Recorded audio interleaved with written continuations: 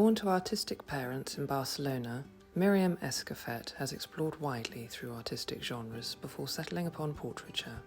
She won the BP Portrait Award in 2018. I mean, it's extraordinary to be asked to paint a monarch. I went about preparing for it in a very similar way to the way I go about preparing most of my portraits, which is I like to have a sitting or a couple of sittings, and from that I gather enough material to really carefully work out the composition and the layout. So my paintings are always very carefully planned. And I was just exploring the idea of whether to have a full figure sitting or a three-quarter figure sitting.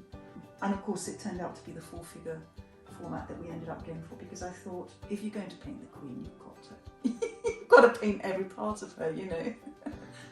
So COVID had broken, it just hadn't quite got here. We didn't know really the scale of what was coming. And the Queen was already, I think, 93, going into 94 when she had her sitting with me. They were really pruning back on the amount of sittings that she was doing. And I'd been warned by her diarist that I'd probably only get one sitting, and it would be an hour. And that actually that could really mean 20 minutes, because when she gets tired and she's had enough, that's it. The Palace are fantastic. They allow you access to the room beforehand. They're extremely helpful. Anything you need, anything you want. So I just took as many photographic references as I could of her. It was the only thing I could do within that time frame. Of course, the only thing you really would need is the Queen in the room 24/7 for 3 months, and that's the bit you're not going to get.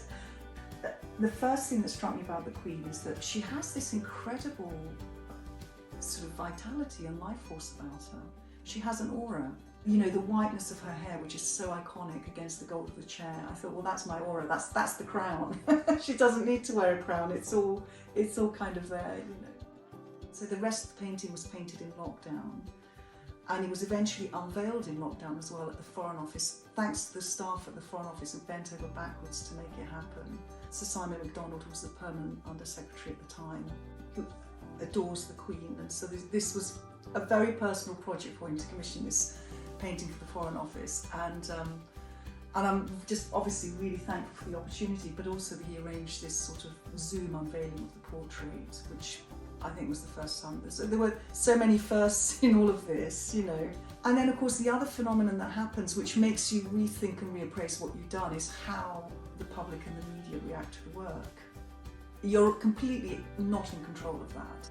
It just went global. I had film crews coming to film me in my little studio. It was all slightly insane.